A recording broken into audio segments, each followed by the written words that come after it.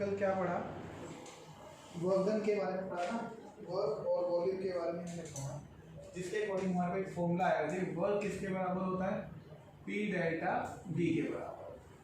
ठीक है, ये कब था, फॉर कंप्रेशन, ऐसे बोलेंगे, और एक था W equal to minus P delta V, ये कब था, फॉर एक्सपेंशन। यही लाइन आपको याद रखनी थी। याद है कल हमने पिस्टन वाला एक फॉर्मूला किया था कि आपके पास मान लीजिए यहाँ तक कोई गैस है, ठीक है, यहाँ तक कोई गैस है, यहाँ मान लीजिए अगर मैं यहाँ पर प्रेशर अप्लाई करता हूँ तो गैस यहाँ जाएगी। ठीक है, तो गैस क्या हो रही है, कंप्रेस हो रही है। कंप्रेस क्यों हो रही है, क्योंकि गैस का वॉल्यूम मान लीजिए आपके पास 1 एटमॉस्फेयर है और हम जो प्रेशर लगा रहे हैं उसका एटमॉस्फेयर कितना है, 3, तो हमारा प्रेशर क्या हुआ, ज़्यादा। हम कौन है, सराउंडिंग, हमारा प्रेशर ज़्यादा है तो गैस क्या होगी, कंप्रेस हो जाएगी, गैस होगी कंप्रेस। जब कंप्रेशन होगा गैस का, ये सब एक ही बात में आते हैं, कंप्रेशन ऑफ गैस, इसका मतलब वर्क डन क्या हो रहा है, work done on the system, system पे काम कर रहे हैं। ठीक है, तो इसमें क्या बोलेंगे, work done on the system, कह सकते हैं दो बार। जब भी आप, ये दोनों एक ही बात है, कहते जी work done on the system होगा तब हमेशा गैस क्या होगी, कंप्रेस होगी। क्लियर, तो इन दोनों केस के अंदर अगर आपसे पूछे भी work done on the system है तो बताओ वर्क का फॉर्मूला क्या होगा, तब भी यही फॉर्मूला होगा। और बोलेगा इन केस ऑफ गैस कंप्रेशन तब वर्क डन का फॉर्मूला क्या होगा, तब भी यही फॉर्मूला। तो ये दोनों के लिए फॉर्मूला सेम रहता है। एक फिर दूसरा उसने बोला कि अगर सपोज कीजिए गैस का जो प्रेशर है वो 1 एटमॉस्फेयर है, लेकिन जो हमारा सराउंडिंग का प्रेशर है वो 1/2 एटमॉस्फेयर है, तो प्रेशर गैस का ज़्यादा होगा। गैस का प्रेशर ज़्यादा होगा तो गैस यहाँ से यहाँ चली जाएगी, गैस क्या होगी, एक्सपेंड हो गई। और जब गैस एक्सपेंड होगी तो मतलब काम कौन कर रहा है, अब गैस काम कर रही है, तो क्या है, work done by the system हो जाएगा। तो उसको क्या बोलेंगे, work done by the system, ये हो सकता है। या इसको क्या बोलेंगे, एक्सपेंशन ऑफ गैस, ये दो बातें थी। इसके लिए W क्या होता है, माइनस P डेल्टा V, और इसके लिए W क्या होता है, P डेल्टा V के बराबर। ये दो फॉर्मूले आपको हमेशा ध्यान में रखने से कि आपके पास work done on the system और work done by the system होता है। ठीक है, तो ये आपको हमेशा याद रखना है कि W का फॉर्मूला किसके लिए, फॉर कंप्रेशन के लिए और फॉर एक्सपेंशन के लिए। ठीक है, अब आगे चलते हैं। अब इसमें आगे वैल्यू देखो क्या रहती है। अब आएगा फर्स्ट लॉ ऑफ थर्मोडायनेमिक्स, ये हमने सारा कल पढ़ा था। आगे पढ़ते हैं फर्स्ट लॉ ऑफ थर्मोडायनेमिक्स।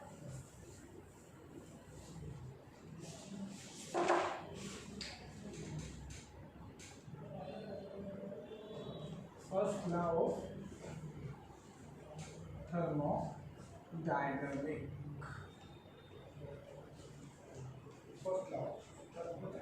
अब ये क्या बोलते हैं, फर्स्ट लॉ बोलता है energy neither created nor destroyed, energy can neither created nor destroyed. ये बात तो सबको पता है जी, मैंने सुना भी हुआ कि एनर्जी जो है ना तो क्रिएट कर सकते हैं ना डिस्ट्रॉय कर सकते हैं, वो सिर्फ क्या होता है, सिर्फ ट्रांसफर होते हैं, एक फॉर्म से अनदर फॉर्म पर ट्रांसफर होती रहती है। ये फर्स्ट लॉ ऑफ थर्मोडायनेमिक्स में बोला कि एनर्जी जो है वो क्या होती है, सिर्फ ट्रांसफर होती रहती है, एक एंड से दूसरे एंड तक ट्रांसफर होती रहेगी। ठीक है, अब इसका मैथमेटिकल जो फॉर्मुलेशन है फर्स्ट लॉ का वो देखिए, मैथमेटिकल फॉर्मुलेशन सुनना चाहिए ध्यान से। कहते जी एक आपके पास कोई कंटेनर है, कोई सिस्टम है, उस सिस्टम के अंदर जो इनिशियल स्टार्टिंग में हमने ये इनिशियल स्टेट मान लीजिए, ये इनिशियल स्टेट है, इस सिस्टम की कोई ना कोई एनर्जी तो जरूर होगी, हर सिस्टम में एक ना कोई एनर्जी जरूर होती है। इस एनर्जी को मैं क्या बोलूँ, U1 बोल दूँ। इस सिस्टम के अंदर क्या है, कोई ना कोई एनर्जी है, स्टार्टिंग में लिए तो उसको मैंने क्या बोल दिया, U1 बोल दिया। ठीक है जी, मैंने इस सिस्टम के अंदर हीट सप्लाई कर दिया, मैंने इस सिस्टम में हीट, और हीट का सिंबल होता है Q, मैं इसके अंदर हीट भी दे दिया। तो मैं ये कहूँ कि इस सिस्टम के अंदर अब दो चीजें हैं, कहता है इसमें इंटरनल एनर्जी भी है प्लस अब इसके अंदर क्या है, हीट भी है। इस सिस्टम में दो चीजें आ गई, इंटरनल एनर्जी तो सब में होती है, अब मैंने हीट भी डाल दिया तो उसके अंदर हीट भी हो गई। अब कहता है कि और मैं इसमें थोड़ा सा वर्क डन भी कर देता हूँ, मैं W भी डाल देता हूँ, तो अब इस सिस्टम में क्या होगा, कहता है इसमें U1 भी है, एनर्जी भी है, हीट भी है और वर्क डन भी, इसमें तीन चीजें हैं। ठीक है, और अब आपकी ये जो प्रोसेस है वो खत्म हो गया। ये अगर इनिशियल प्रोसेस है तो वो कौन सा प्रोसेस होगा, फाइनल, उसको मैं क्या बोलूँगा, ये इनिशियल स्टेट थी तो वो क्या होगी, फाइनल स्टेट। ठीक है, अब कहते हैं कि आपके पास एक प्रोसेस पूरा हो गया। अब याद करो, जब पूरे स्टार्टिंग में सिस्टम में जो भी एनर्जी थी उसको अपन U1 बोलते हैं, जो फाइनल में जो एनर्जी उसको क्या बोलेंगे, U2 बोलेंगे। क्या बोलेंगे, इस पूरे सिस्टम को टोटल क्या बोलेंगे, U2 के नाम से जानते हैं, इसको क्या बोलेंगे, U2 के नाम से जानते हैं। फिर हुआ तो कहते हैं अब इसी के अकॉर्डिंग आप देखो, कहते हैं आपके पास U2 किसके बराबर है, U किसके बराबर है, कहते हैं सिस्टम में U1 भी है, Q भी है और W भी है। सही बात, ठीक है। ठीक है, क्या मैं इस U1 को इधर लेके आ सकता हूँ, अगर मैं इसको इधर लेके आऊँगा तो क्या बनेगा, U2 माइनस U1 इक्वल किसके रहेगा, Q प्लस W के बराबर होगा।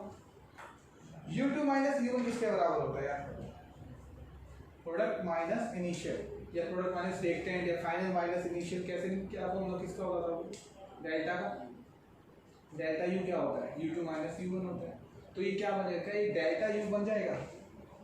इसको हम डेल्टा U भी बोल सकते हैं, क्योंकि याद करो मैंने आपको कल ही बताया था, किसी का भी डेल्टा निकालना तो क्या होता है, 2 माइनस 1 यानी U2 माइनस U1, तो ये किसके बराबर होगा, डेल्टा U के, तो डेल्टा U किसके बराबर होगा, Q प्लस W के बराबर, Q प्लस W के बराबर। ये फॉर्मूला आपको ध्यान रखना है, यानी ये बोलेगा कि किसी भी सिस्टम की change in energy, change in internal energy किसके बराबर होगी, उस सिस्टम की हीट के प्लस उसके वर्क डन के बराबर। ठीक है, ये इसका फॉर्मूला रहेगा कि डेल्टा U किसके बराबर होगा, Q प्लस W के बराबर होता है। ठीक है, आगे देखो इसमें फिर कहते हैं इफ, आगे बोलेगा if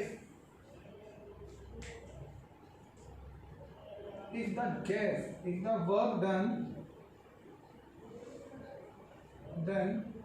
by the system, तो W क्या होता है याद करो, if work done by the system, जब work done by the system था तो W का फॉर्मूला क्या होता है याद करो, देन W बराबर क्या होता है, equal to minus P delta V होता है। W किसके बराबर होगा, माइनस P डेल्टा V के बराबर होता है, कहते हैं इस केस में माइनस P डेल्टा V। ठीक है जी, अब देखो जी, कहता क्या अगर मैं यहाँ पर W की वैल्यू वो वैल्यू पुट करूँ तो क्या आएगा, क्या फॉर्मूला है, Q minus P delta V, हाँ, तो इसका फॉर्मूला डेल्टा V U क्या हो सकता है, कहते हैं Q minus P delta V हो सकता है क्या, बोलो हो सकता है। ठीक है, अगर मुझे इस सिस्टम में एनर्जी हीट निकालना है, क्यू निकालना है, तो फॉर्मूला क्या बनेगा, क्यू किसके बराबर होगा, क्यू किसके बराबर, delta U plus P delta V के बराबर होगा। अगर मुझे क्यू निकालना है तो ये माइनस P डेल्टा V इधर चला जाएगा, क्या बन जाएगा, Q equal to delta U plus P delta V के बराबर, तो ये क्या बनेगा, क्यू जो होता है किसके बराबर होगा, delta U plus P delta V के बराबर।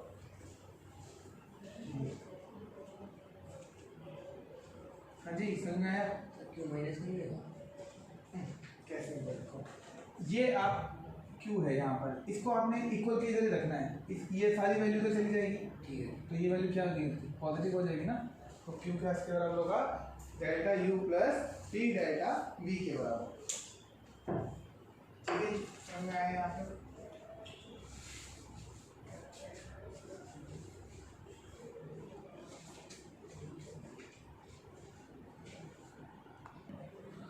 अब इसके न्यूमेरिकली नोट करो। Calculate the internal energy change, calculate the internal energy change in each of the following cases, in each of the following cases. इसका पहला है, first, A system absorb 15 kg of heat, a system absorb 15 kg of heat and does 5 kilogram of work, and does 5 kilogram of 5 kilojoule of work। लो जी, आपको heat दे दिया कितना है, आपको work done they दिया कितना है, आपको क्या निकालना है, चेंज इन एनर्जी निकालना है। तो निकालो जी, क्या फॉर्मूला बनेगा, याद करो। कौन सा फॉर्मूला लगेगा, डेल्टा यू वाला फॉर्मूला लगेगा जी। डेल्टा यू किसके बराबर होता है, क्यू प्लस डब्ल्यू के बराबर होता है। अब आप समझो ये काम कैसे यूज हुआ। आपको बोला change in internal energy, change in internal energy क्या होता है, डेल्टा यू होता है। कभी ये निकालना है, उसके लिए आपको याद होना चाहिए फॉर्मूला ये वाला लगेगा। क्यू क्या होता है, हीट होता है, डब्ल्यू क्या होता है, वर्क डन होता है। तो आपको दिया ना, हीट कितना है 15 किलो और वर्क डन कितना है 5, तो क्या बनेगा, कितना आ जाएगा, कितना आ जाएगा जी, 20 आ जाएगा।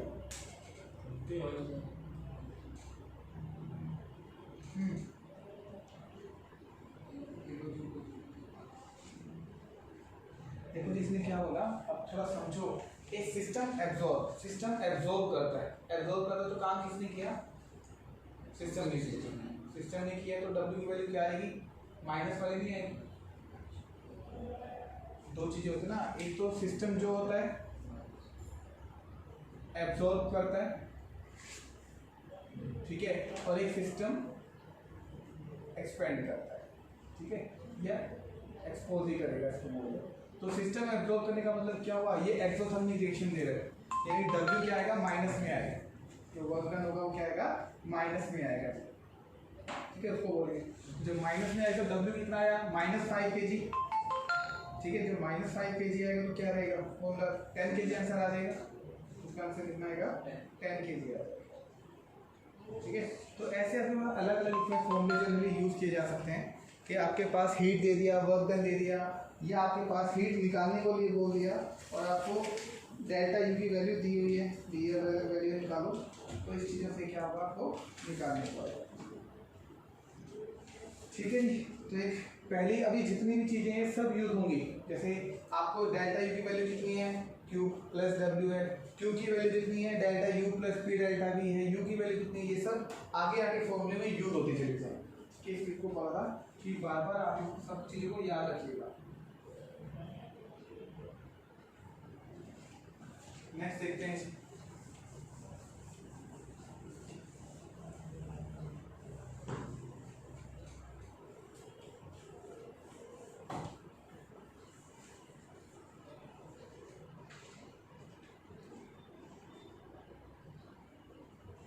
नेक्स्ट देगा जी इंथैल्पी, वर्ड देगा enthalpy.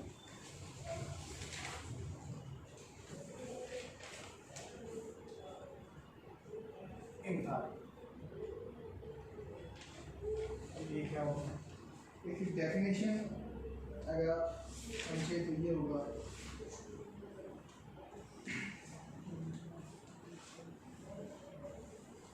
the energy stored within a substance that is available for conservation into heat is called enthalpy.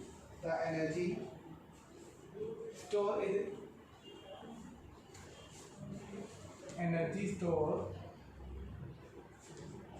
within substance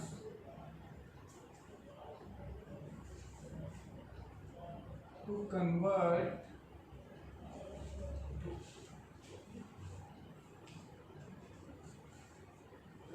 into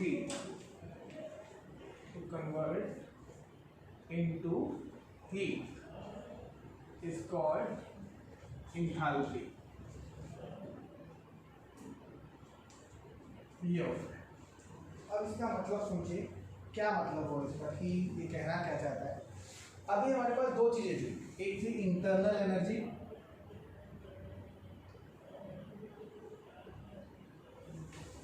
और एक है हमारे पास इंथैल्पी। हम दोनों का मतलब समझना।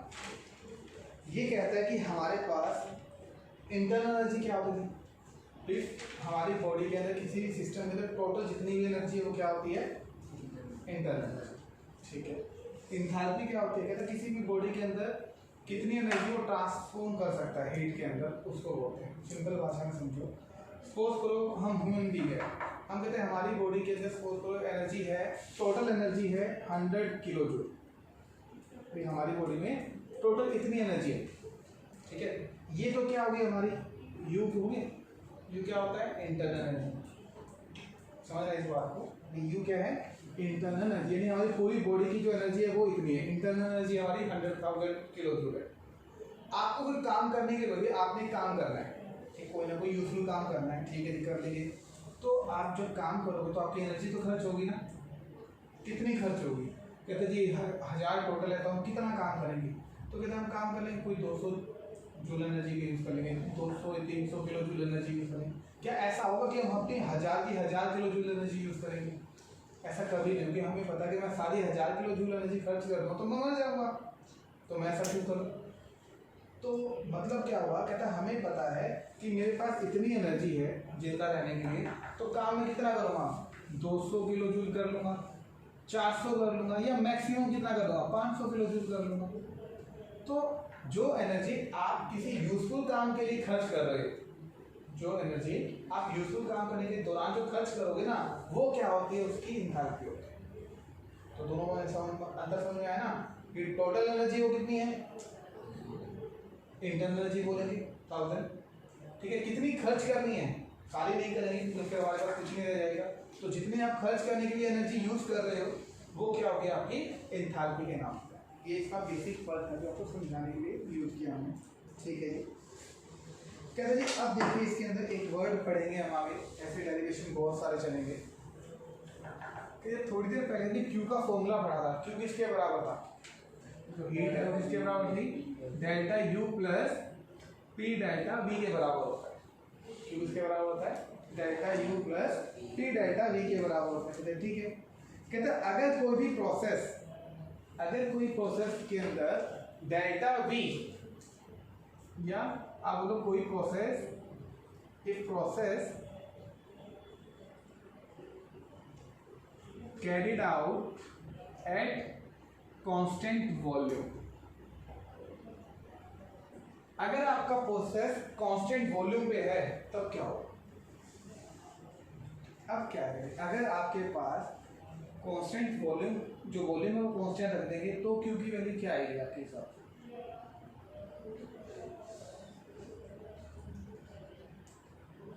सोचो, ये बस यही दिमाग लगाना है, बाकी तो बहुत आसान है। अगर वॉल्यूम कांस्टेंट है तो डेल्टा वी की वैल्यू क्या हो जाएगी, मैं कहता हूँ जी पूरा प्रोसेस जो स्टार्टिंग से एंड तक वॉल्यूम है 100 मीटर क्यूब, ठीक है। तो बताओ आपका डेल्टा वी की वैल्यू कितनी आएगी, चेंज इन डेल्टा वी की वैल्यू बोल रहा हूँ मैं। अब इसके बाद सपोज करो ऐसे कर दो, आपके पास ए है, ए का जो वॉल्यूम है 100 मीटर क्यूब है, मैंने पूरा प्रोसेस स्टार्ट कर दिया। बी है, बी का वॉल्यूम भी कितना है 100 मीटर क्यूब है, ये V1 है और ये क्या होगा V2। तो यानी कि इस प्रोसेस में समझो ध्यान से, इस प्रोसेस में वॉल्यूम क्या है, कांस्टेंट है, वॉल्यूम चेंज नहीं हो रही है। जब वॉल्यूम चेंज नहीं होती तो डेल्टा V कितना आएगा, बोलो कितना आएगा, समझ में आ गया। तो डेल्टा V कितना है, 100 माइनस 100 जीरो आएगा। तो डेल्टा V का मतलब चेंज इन वॉल्यूम कितना है, कहते हैं कांस्टेंट में तो चेंज इन वॉल्यूम जीरो होगा, तो यानी कि डेल्टा V की वैल्यू क्या होगी, जीरो। और जब ये जीरो होगा तो इसको मल्टीप्लाई करें तो ये भी क्या होगा, जीरो। तो Q की वैल्यू किसके बराबर होगी, बोलो डेल्टा U के बराबर होगी। कई बार ठीक है, बात समझ आई। कहते हैं जी at a constant volume Q किसके बराबर होता है, delta U plus P delta V के बराबर होता है। अगर मैं इस प्रोसेस को कांस्टेंट वॉल्यूम पे कैरी आउट करूं तो डेल्टा V क्या हो जाएगा, जीरो, डेल्टा V जीरो हो जाएगा, तो पी भी जीरो हो जाएगा, तो क्यू की वैल्यू सिर्फ क्या रह जाएगी आपके पास, डेल्टा यू के बराबर रहेगी। और उसके नीचे आप क्यू बी कर देंगे, जैसे स्मॉल बी आ जाएगा। इस बी का मतलब क्या है, जो वैल्यू कांस्टेंट होती है उसके नीचे आ जाती है, ठीक है ना जी। तो ये आपके पास क्यू किसके बराबर, क्यू बी किसके बराबर होगा, डेल्टा यू के बराबर होगा। जो वी है वो क्या करता है, इंडिकेट, जो क्यू के नीचे वी लिखा है वो इंडिकेट करेगा कि वॉल्यूम आपका क्या है जी, कांस्टेंट, वॉल्यूम क्या है आपके पास, कांस्टेंट, ठीक है। फिर कहते हैं आपके पास आगे थोड़ी देर पहले हमने पढ़ा, if in case of gas expansion, in case of gas expansion W किसके बराबर होता है, माइनस पी डेल्टा V के बराबर होता है। ये हमने पढ़ा, कहते हैं गैस जब एक्सपेंड करती है तो W किसके बराबर होगा, P delta minus P delta V के बराबर होता है, ठीक है जी। According to the first law, according to the first law Q किसके बराबर होगा, एक्सपेंशन केस में, इन केस ऑफ एक्सपेंशन ही बोलो, Q किसके बराबर होगा, डेल्टा U माइनस W के बराबर होगा,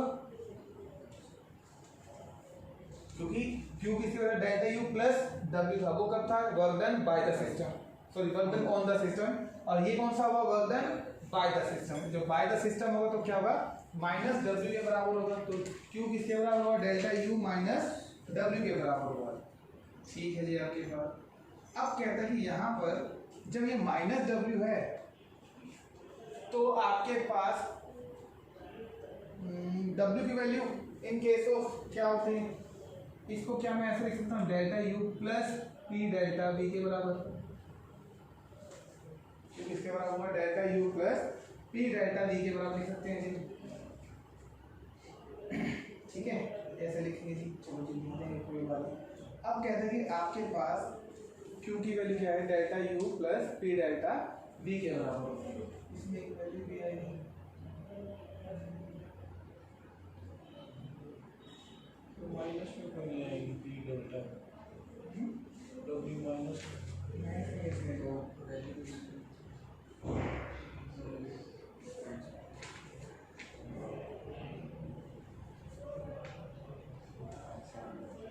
ये सब सारा किस पे करेंगे, ये कहते हैं ये सारा कांस्टेंट प्रेशर पे करेंगे।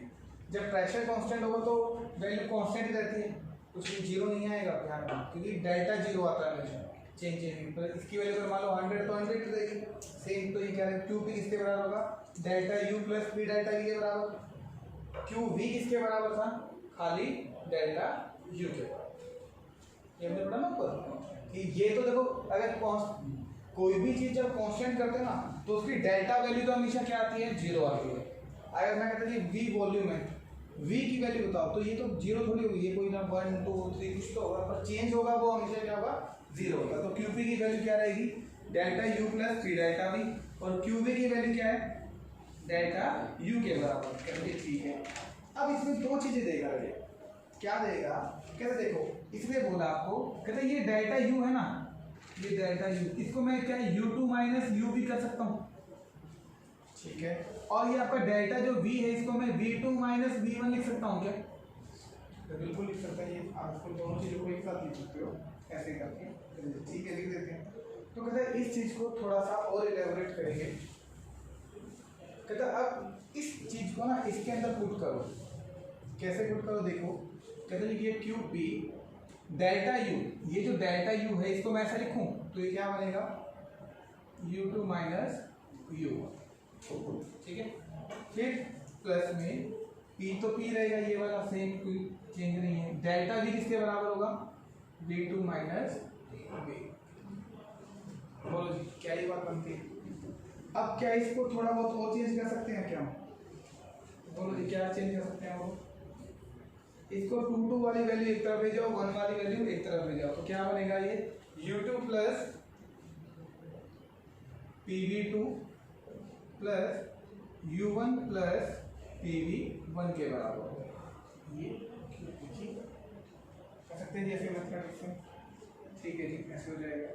तो अब क्या करें, अरे इसमें आप जनरली क्या बोलेंगे, इसको 2 1 को ना बोल के, इसको हम खाली क्या बोल सकते हैं, क्यू पी किसके बराबर होगा, U प्लस पी वी के बराबर भी हो सकता है, U प्लस पी वी के बराबर भी बोला जा सकता है। ठीक है, देखो ये U वाली वैल्यू U11 वाले को हमने खाली U बोला, P था तो सिंपल P बोला और V था तो V बोला, तो ये क्या बना U प्लस पी वी। और ये U प्लस वी वी है ना, इसी को क्या बोलते हैं, इंथाल्पी की वैल्यू बोलेंगे। क्या बोलेंगे हम, इंथाल्पी की वैल्यू ही बोला जाता है, यानी ये क्या बोलेंगे H बन जाए, इसको क्या बोलेंगे H। तो H किसके बराबर होगा, इंथाल्पी किसके बराबर होती है, internal energy plus pressure into volume. तो इंथाल्पी किसके बराबर होती है, internal energy plus pressure into volume के बराबर होती है। कहते जी ठीक है, देख लेते हैं। अब उसमें और आगे चलेंगे, इसमें बोलेगा ये तो H हो गया आपके पास, अगर H2 होता तो किसके बराबर होता, U2 प्लस PV2। अगर H1 है तो किसके बराबर होता, U1 प्लस PV1। ठीक है, और H2 माइनस H1 क्या होता है, डेल्टा H। ठीक है, तो अब वो किसके बराबर होगा, H2 माइनस H1 किसके बराबर होगा जी, बोलो, U2 minus U1 plus V2 minus V1। ठीक है, तो डेल्टा H किसके बराबर होगा, delta H equal to U2 plus P delta V के बराबर होगा। तो डेल्टा किसके बराबर होगा थी, delta U plus P delta V के बराबर होता है। बोलो जी, यहाँ पे समझ में आता है। तो डेल्टा किसके बराबर हुआ, delta U plus P delta V के बराबर होता है। बोलो जी, क्या एक बार ठीक है, ठीक है जी।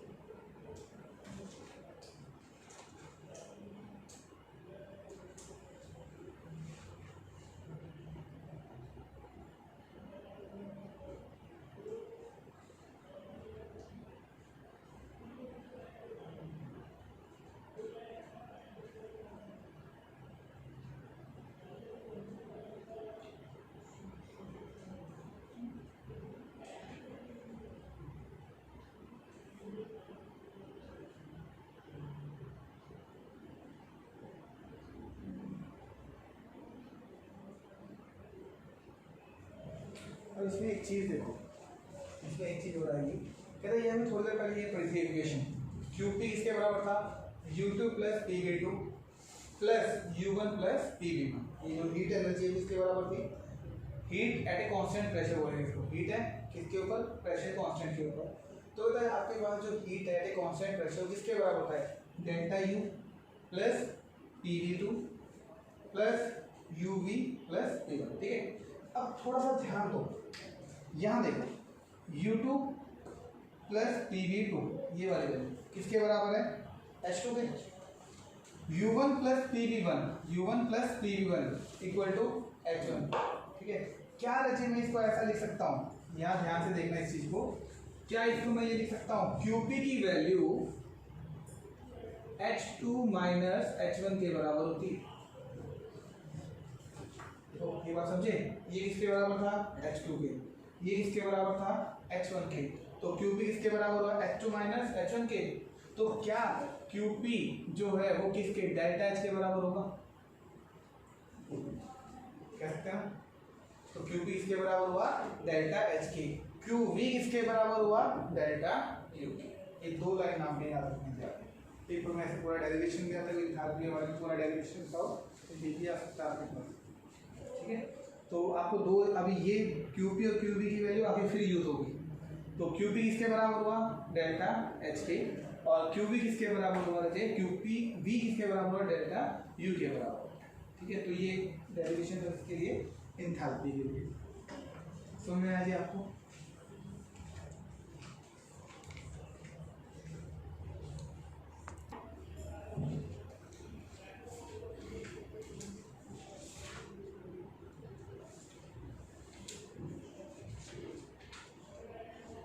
तो ये था जी आपके पास जो डेल्टा एच क्या होगा, चेंज इन,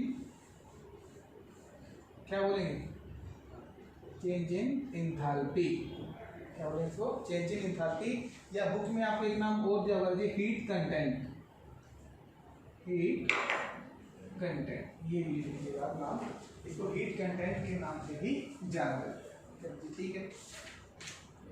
अब नेक्स्ट टॉपिक है relationship between heat of reaction at a constant pressure and constant volume.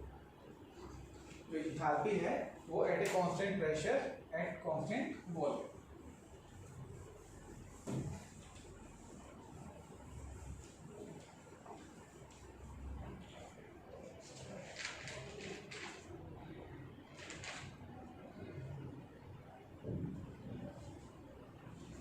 कहते थे आपने जो रिलेशन पढ़ना है वो देखें,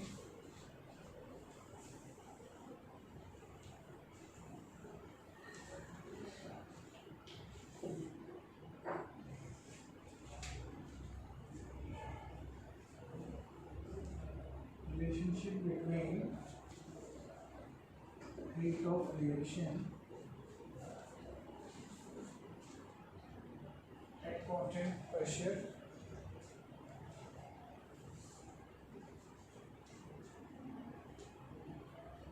and volume। तो इसके अकॉर्डिंग क्यूवी के बराबर किसके बराबर है, डेल्टा यू के, और क्यूपी किसके बराबर है, डेल्टा एच के बराबर, ठीक है जी। अब डेल्टा एच किसके बराबर होता है, अभी मैंने पीछे पढ़ा था, डेल्टा एच किसके बराबर है, delta U plus P delta we के बराबर होता है।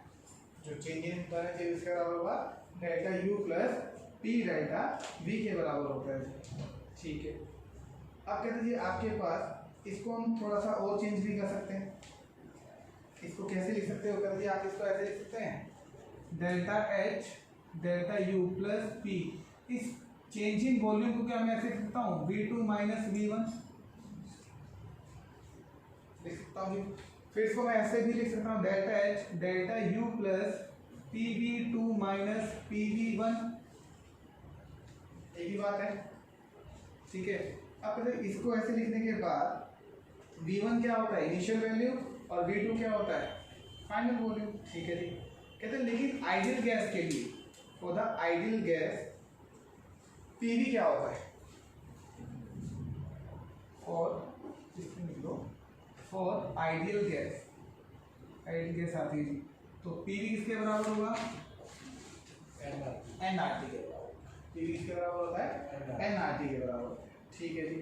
तो इसमें PV1 जो होगा वो किसके बराबर होगा, PV1 किसके बराबर होगा, क्या N1 RT के बराबर होगा, किसके बराबर होगा, N1 RT के बराबर होगा, N1 RT के बराबर होगा। PV2 किसके बराबर होगा, N2 RT के बराबर होगा, किसके बराबर होगा, PV2 किसके बराबर होगा, N2 RT के बराबर होता है, ठीक है। तो अब देखो इस इक्वेशन को, ये जो आपकी इक्वेशन है इसको मैं कैसे पुट कर सकता हूँ, क्या इसमें ये वैल्यू पुट करूँ, delta H delta U plus N2 RT minus N1 RT, क्या ये बात ठीक है, चेक करो, क्योंकि देखो ये डेल्टा एच ये डेल्टा यू प्लस PV2 किसके बराबर है, N2 RT के, मैंने लिखा, PV1 किसके बराबर है, माइनस nRT के, मैंने लिखा। तो अब क्या रह जाएगा, सोचो, अब इसमें हम क्या लिखेंगे, कॉमन कुछ आता है क्या आ जाएगा, कॉमन RT आ जाएगा, तो उसमें क्या लिखेंगे, delta H is equal to delta U plus N2 minus N1 RT, ठीक है। फिर delta H delta U plus, इसको मैं क्या लिख सकता हूँ, क्या डेल्टा एन लिख सकते हैं, ठीक है, डेल्टा nRT लिखेंगे, और यहाँ G वर्ड यूज होगा, G किसके लिए, तो गैस के लिए होता है, आइडियल गैस के लिए। तो डेल्टा एच किसके बराबर हुआ, delta U plus delta NG/RT के बराबर होगा, किसके बराबर होगा, delta H plus delta H equal to delta U plus delta NG/RT के बराबर होता है, ठीक है जी। अब मुझे एक चीज देखो, इसमें डेल्टा एच किसके बराबर था, QP के, डेल्टा यू किसके बराबर है, QV के, तो क्या मैं ये भी लिख सकता हूँ QP equal to QV plus delta NG/RT, बोलो जी क्या ये बात ठीक है? QP equal to QV plus delta NG RT के बराबर होता है। बोलो जी ठीक है। तो ये इक्वेशन रिलेशन बनेगा कि आपके पास QV और QP का आपस में क्या रिलेशन होता है, वो किसके बराबर होगा? कहते हैं डेल्टा NG RT के इक्वल। समझ में आता है क्या?